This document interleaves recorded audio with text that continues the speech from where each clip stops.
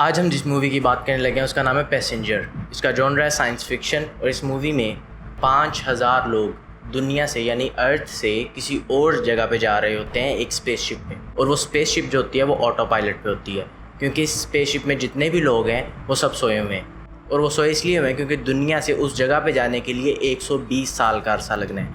अगर वो जागते रहेंगे तो जाहिर है वहाँ पहुँचने से पहले मर जाएंगे, इसलिए वो सब लोग सोए हुए हैं और वो उठेंगे 120 साल बाद जब वहाँ पहुँच जाएंगे।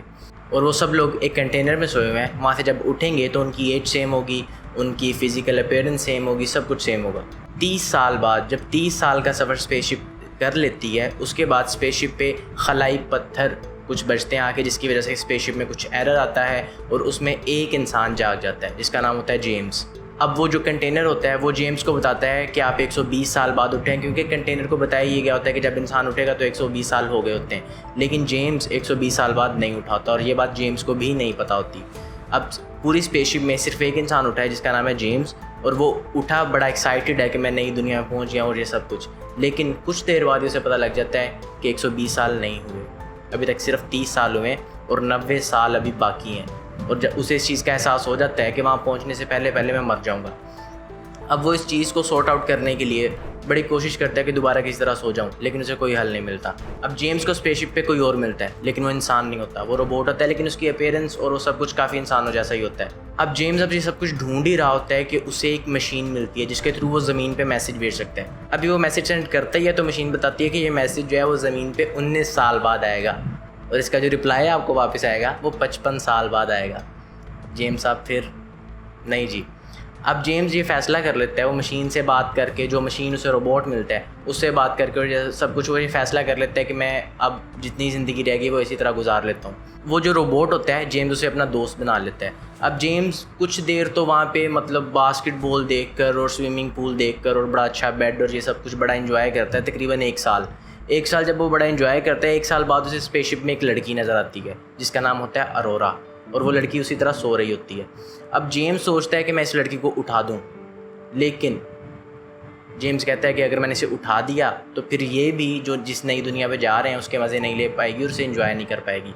इसलिए जेम्स अब कश्मकश में होता है, सोच रहा होता है कि इसे उठाऊं कि ना उठाऊं, लेकिन एक दिन जेम्स से रहा नहीं जाता और वो उस लड़की को उठा देता है और लड़की को नहीं बताता है कि उसने उसे उठाया।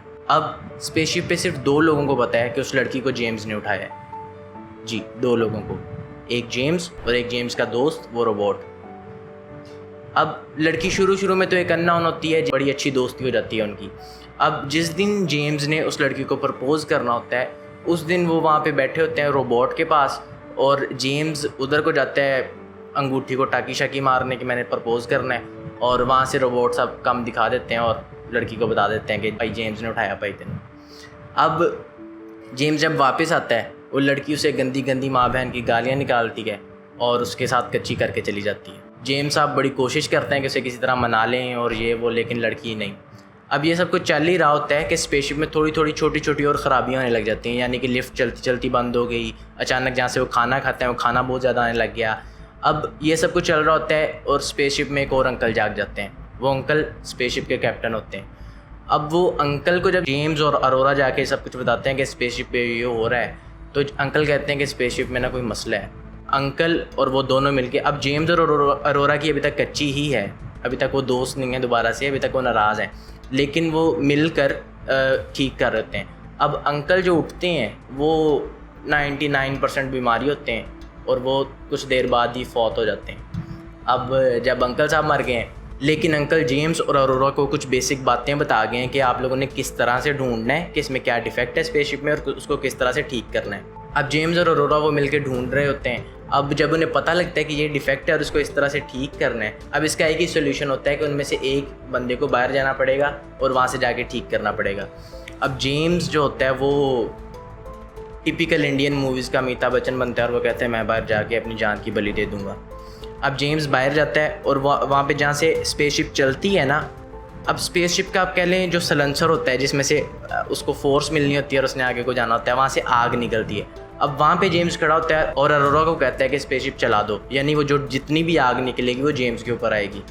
तो अरोरा भी चला देती है और जेम्स साहब जो रस्सी बांध के स्पेसशिप से बाहर गए होते हैं, जब झटका लगता है तो वो रस्सी टूट जाती है और जेम्स साहब स्पेस में जा रहे हैं। अब अरोरा को भी जब पता लगता है जा रहा है, अरोरा भी सूट पहन के बाहर आती है और जेम्स को बचाती है। बहरहाल किसी भी तरह ओके सोके होके बचा लेती है, वो उसे बचा के अंदर लेके जाती है, जेम्स को ठीक करती है। अब ये वो टाइम होता है जहाँ पे वो पक्की कर लेते हैं, मतलब दोबारा से दोस्त।